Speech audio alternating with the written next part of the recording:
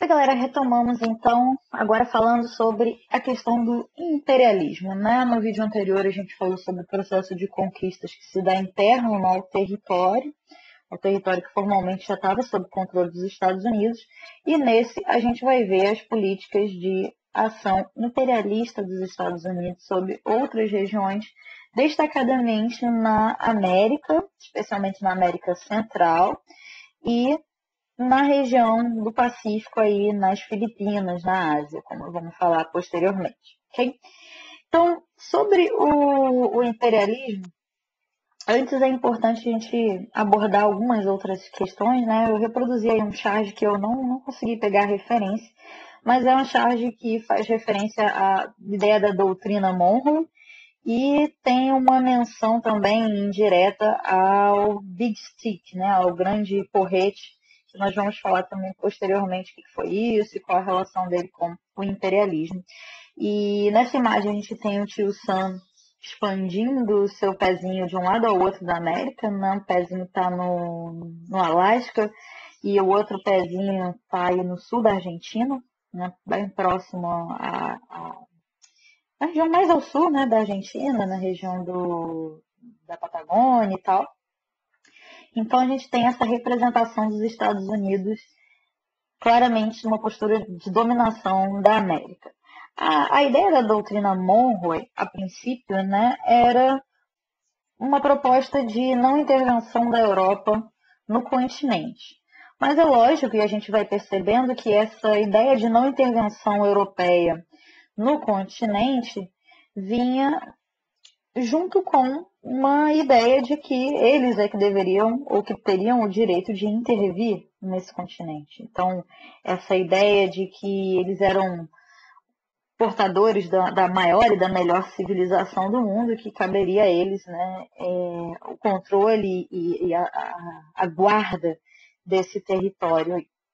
Então, uma das coisas que os autores apontam logo no início é que, de um modo geral, entre o período do início do século XIX, né, entre 1814 e o finalzinho, entre 1892, de um modo geral, os Estados Unidos se manteve bastante longe da política internacional europeia, evitando se meter na política internacional europeia, ou seja, volta o seu olhar para dentro, né, para o próprio território dos Estados Unidos e também para a Europa, desculpa, para o restante da América.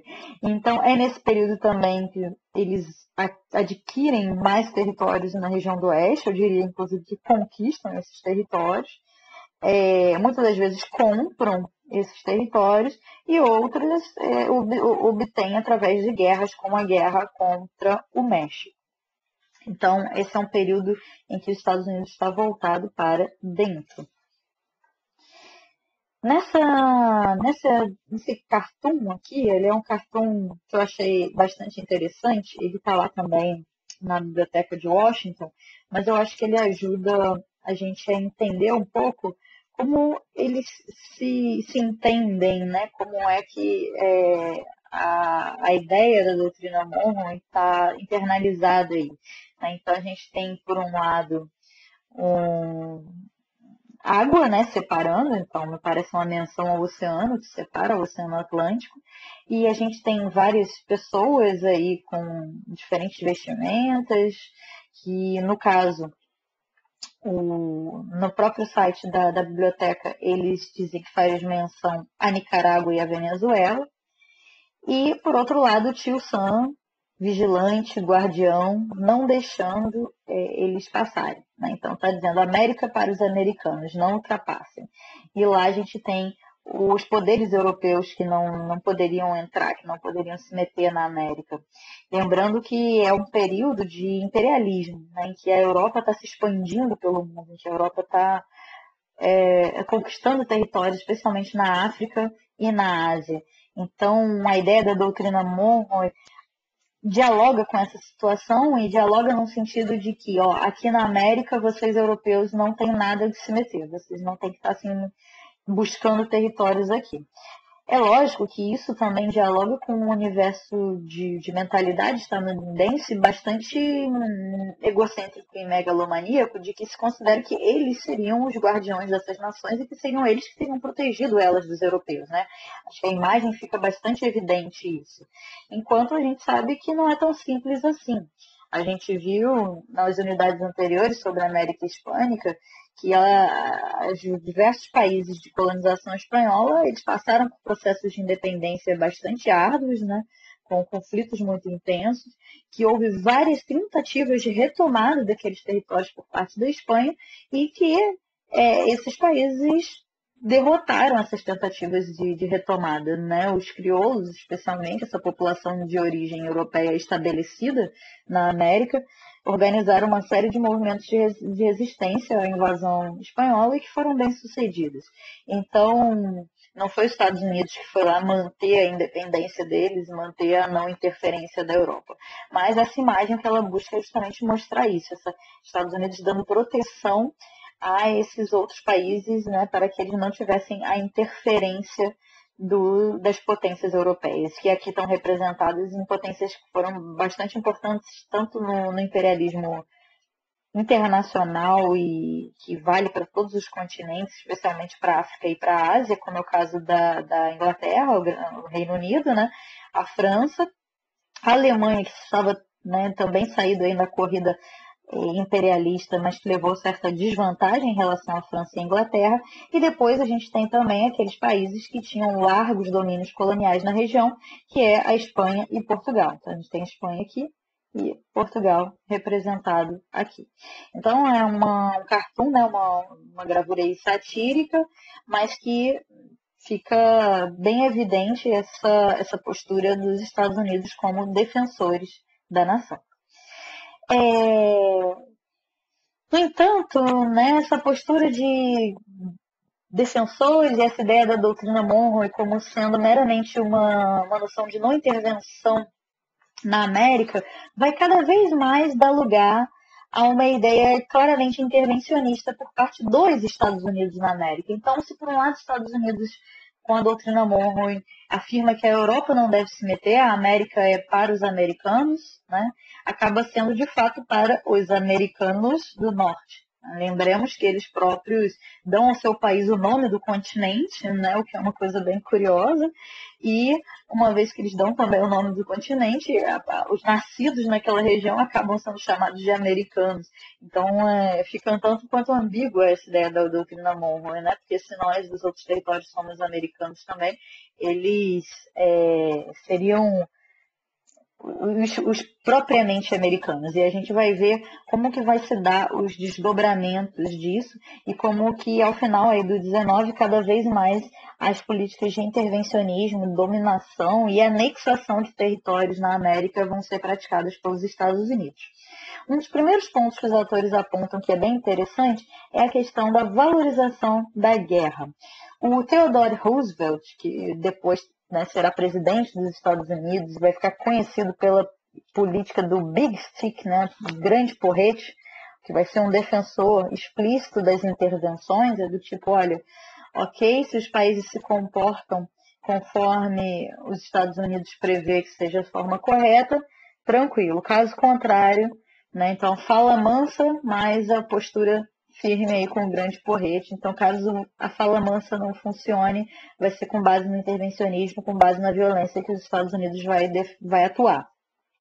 E essa postura do Roosevelt, que vai ganhar corpo especialmente quando ele se torna presidente, já aparecia anteriormente quando ele ainda era secretário da Marinha, secretário assistente da Marinha, ainda durante o governo do presidente McKinley, né? Que vai entre 1897 e 1901. Então, o Roosevelt dizia que qualquer guerra justa era capaz de unir o país, promovendo virtudes cívicas entre a mocidade.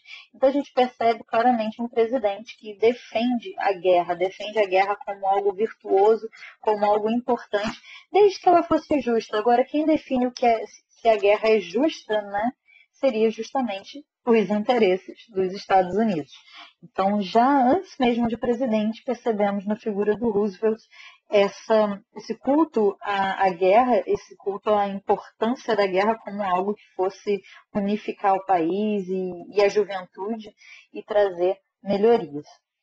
E aí vai ser justamente no conflito com regiões que haviam sido de dominação espanhola que os governos, né, terão a possibilidade de exercer essas guerras, né, exercer essa virtude aí, segundo Roosevelt.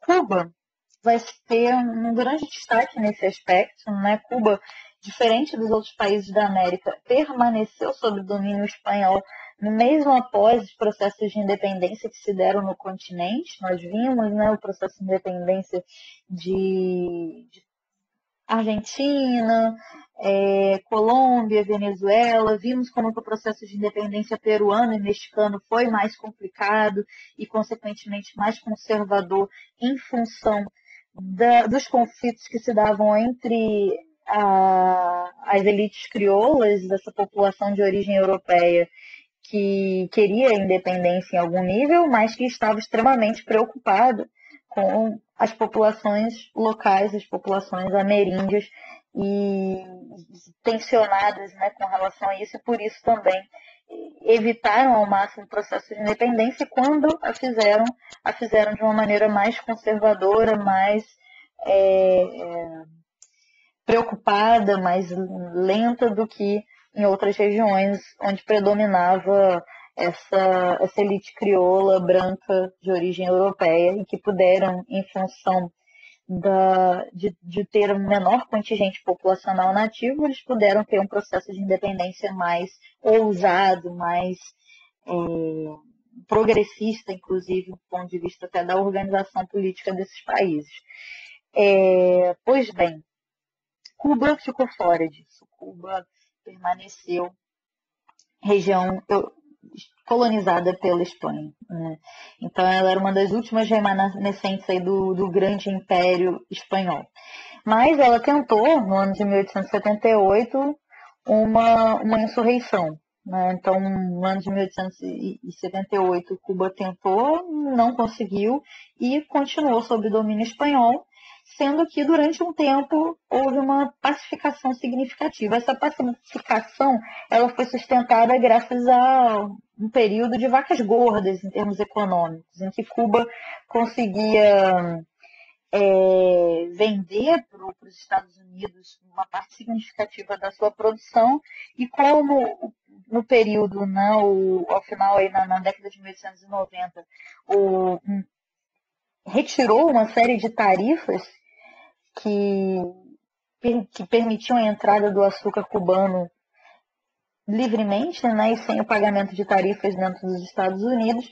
Isso permitiu um grande crescimento para Cuba e um apaziguamento das oposições e dos desejos independentistas. No entanto, a partir de 1894 foi criada uma nova tarifa aduaneira, né, que é a tarifa Wilson-Gorman, e, em função disso, Cuba passou por um período de crise econômica, e essa crise desencadeou um novo momento de conflito, um novo levante contra os espanhóis. Nesse conflito, a gente vai perceber já a atuação mais intensa dos Estados Unidos.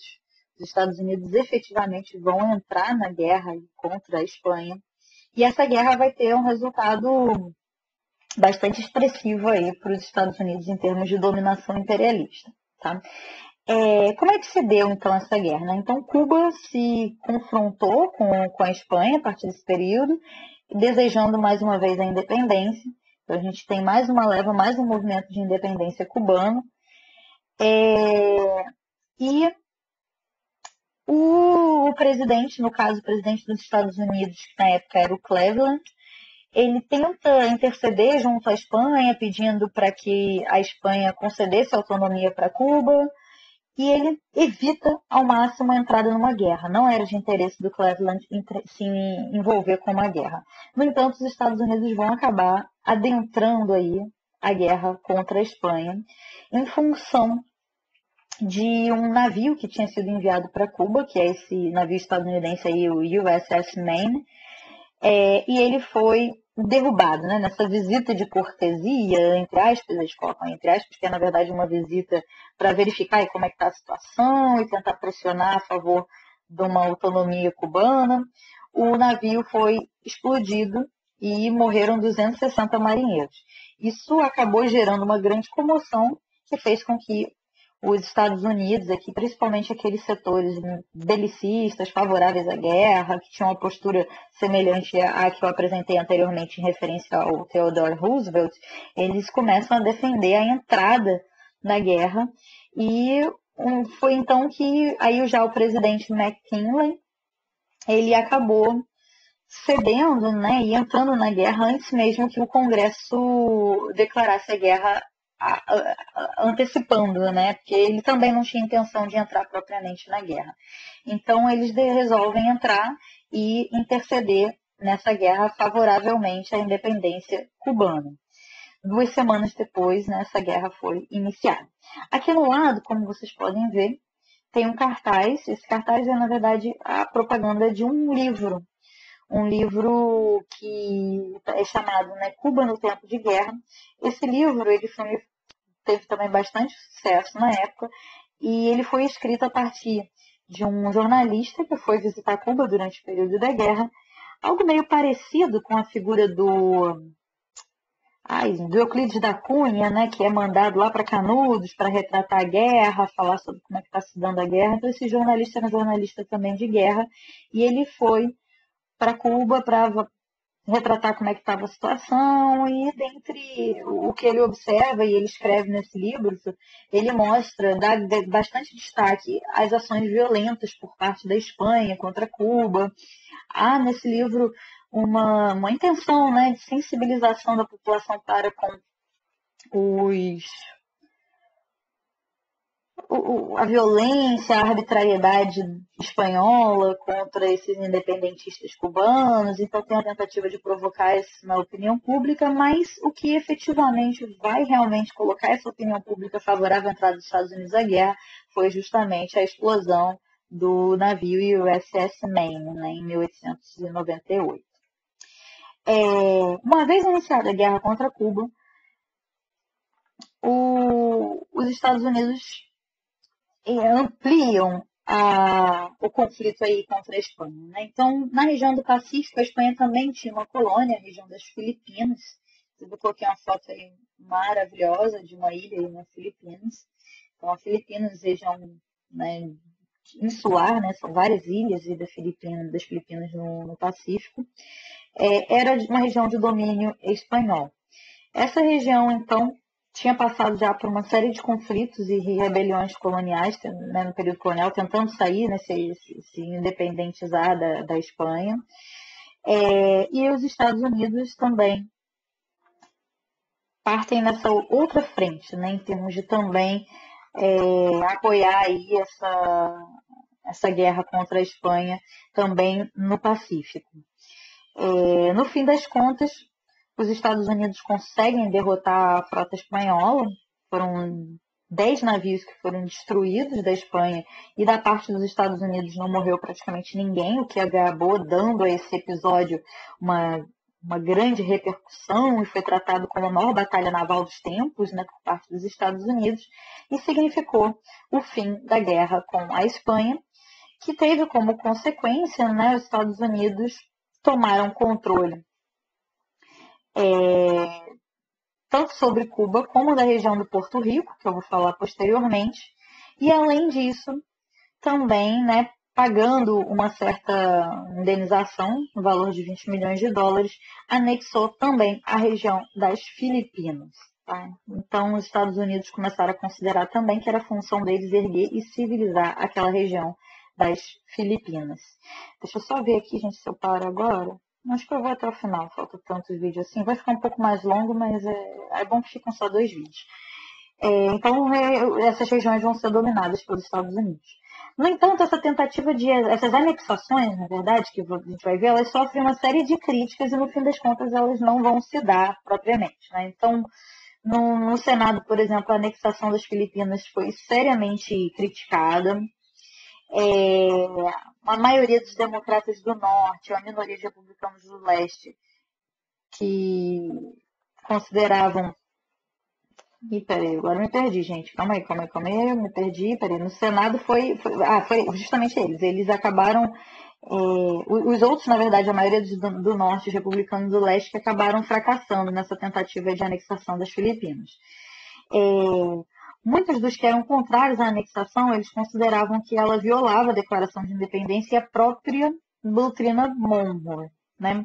E outros tinham vários argumentos, né? Outros eles consideravam que a Constituição não previa que governar estados que não estavam destinados, né, a serem, ou melhor, territórios que não estavam destinados a serem estados dos Estados Unidos. Então era a ideia de que Cuba, Porto Rico e as Filipinas não eram para ser estados, né? Então, nesse sentido, a Constituição não permitiria anexar aquelas regiões. E também havia os argumentos de ordem racista, que consideravam que os filipinos eram povos inferiores, que não poderiam ser assimilados. E aí vale a gente lembrar, né, que o século XIX é o século do racismo. Então esse pensamento racista estava muito presente. Então um dos argumentos para não anexar a região das Filipinas era justamente essa questão de eles serem povos inferiores, e era uma região de 8 milhões de habitantes, né? Então uma região de maioria, mesmo que eles fossem para colonizar lá, seria uma maioria desses povos, né? Então, consequentemente, eles seriam inassimiláveis, aquilo não poderia ser parte do território dos Estados Unidos.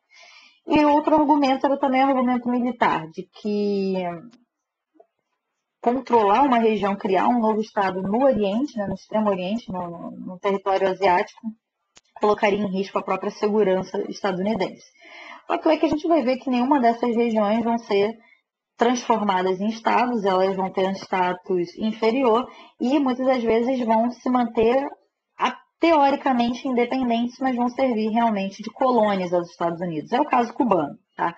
Cuba é bastante interessante porque, no caso de Cuba, também, após aí a guerra contra a Espanha, dentro do Congresso, os Estados Unidos acaba votando por não anexar Cuba. Então, Cuba fica independente, teoricamente, mas os Estados Unidos mantêm um governo militar, mantêm um controle militar sobre a ilha, eles não se retiram de lá, dizendo, num primeiro momento, que era para combater a febre amarela, e apenas em 1902 que eles acabam efetivamente saindo, em termos desocupando militarmente, mas não sem antes criar um instrumento político, um instrumento de controle político, que foi a Emenda Platt.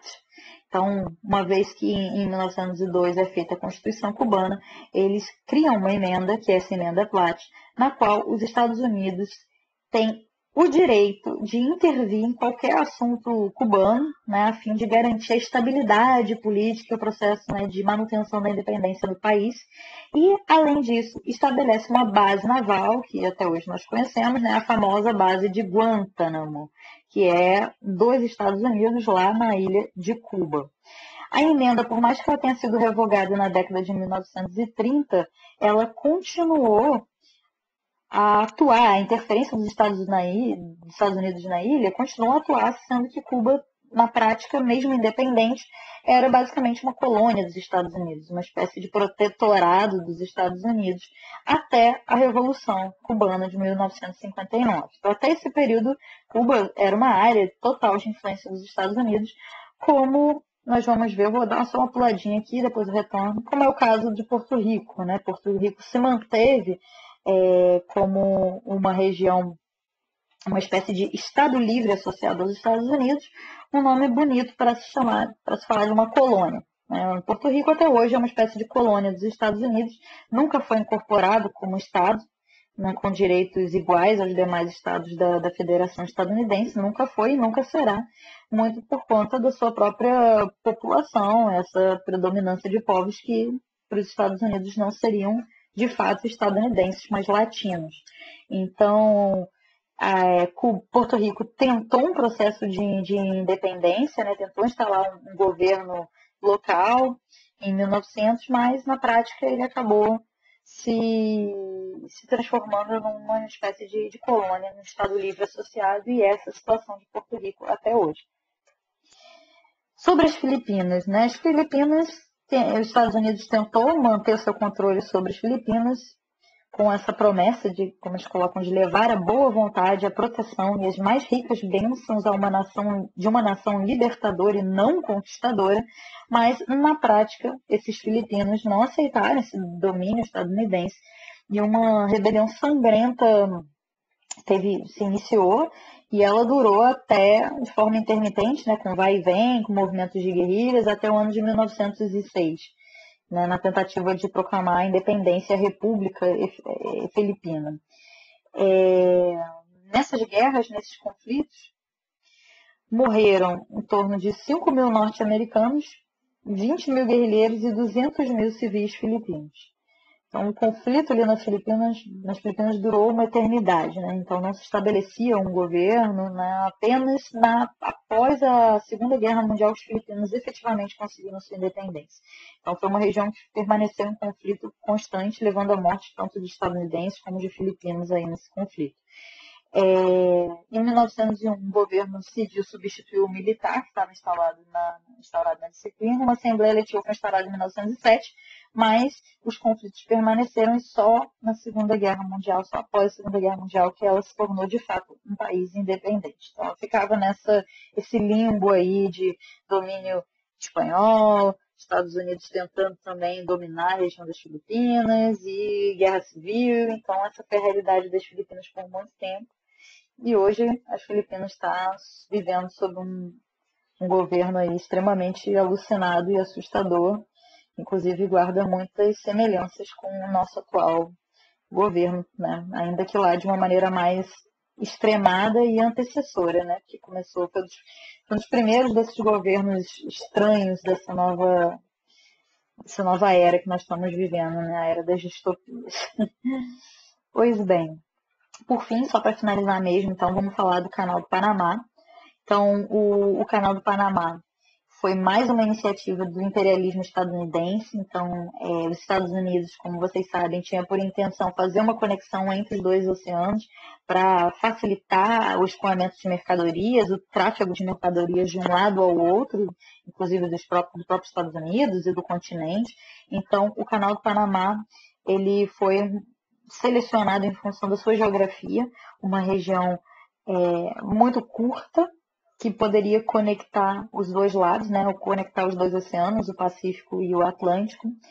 E para construir esse canal do Panamá, que foi justamente aí no período Roosevelt, foi primeiro necessário, né, apaziguar o interesse de outra empresa, de outros, né, que é no caso os franceses, desses dois franceses da empresa French Panama Canal Company, que já tinha também a intenção de controlar aí a região, e especialmente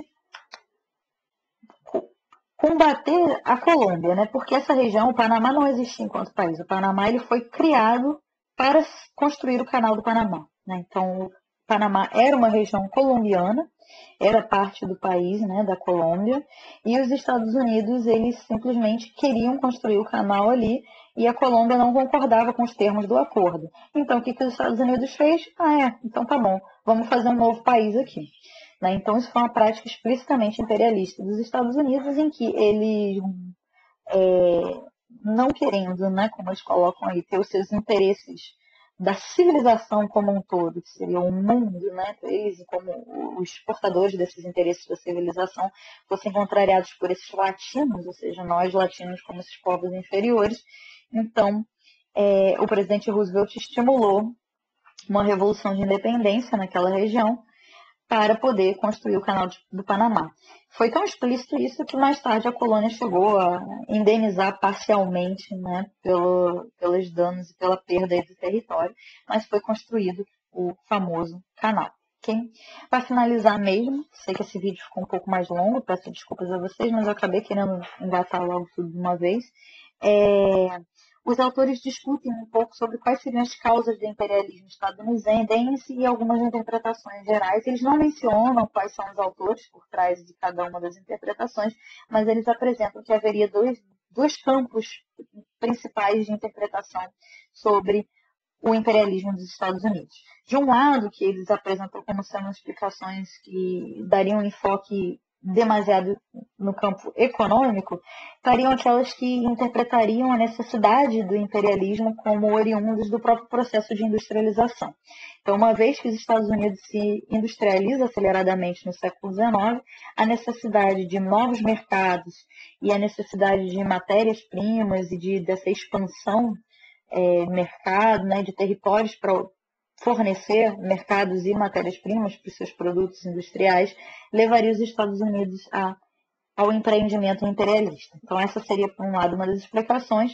E a outra explicação, que seria mais de ordem ideológica e cultural, que me parece, apesar dos autores não colocarem, mas que me parecem mais limitadas, na verdade, do que as primeiras, dizem que seria em função da crença na superioridade dos Estados Unidos e na sensação da necessidade de levar a sua civilização para o restante do mundo, que eles teriam investido nessas práticas imperialistas, né? Apesar dos autores colocarem nesses termos e darem um certo destaque a essa segunda corrente, me parece que ela é mais resultado do que causa do imperialismo, né? Me parece que a razão econômica, ela predomina, ainda que ela, como diria o Hobsbawm lá no livro A Era dos Impérios, né? A economia ela não é o ventríloco da história, né? E a história é só um marionete ali gerido pela economia.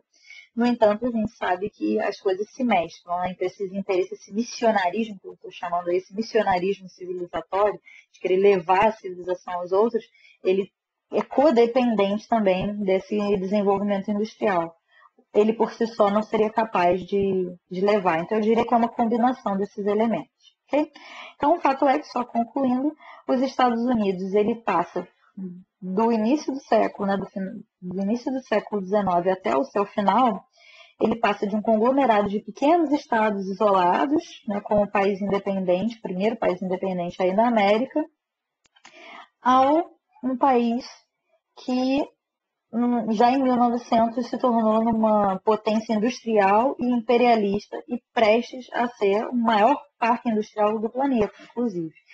E para isso ele passou, né, nesse período aí do século XIX, por uma expansão territorial gigantesca, como nós percebemos, um fluxo imigratório sem precedentes, né? A gente viu que foram mais de 20 milhões de imigrantes que foram para os Estados Unidos aí no século XIX, e uma prática que perpassa uma série de contradições no âmbito político, né? Então, um discurso e uma prática democratizante se comparada com outras regiões. O Eric Hobsbawm também observa que, comparativamente, os Estados Unidos era muito mais democrático para a população branca, né? Já no século XIX, em relação à instituição de um sufrágio masculino, e que na Europa isso praticamente não havia no mesmo período, na primeira metade do século XIX, né? E ainda que isso na prática, essa democracia não atingisse a todos, não atingisse as mulheres e negros, ok? Então, com isso, nós encerramos a discussão sobre os Estados Unidos no século XIX, fechamos por aqui, e na semana que vem nós retomamos a América Hispânica, ao finalzinho aí também do XIX, e vamos ver as transformações finais e concluímos nosso curso de América Independente.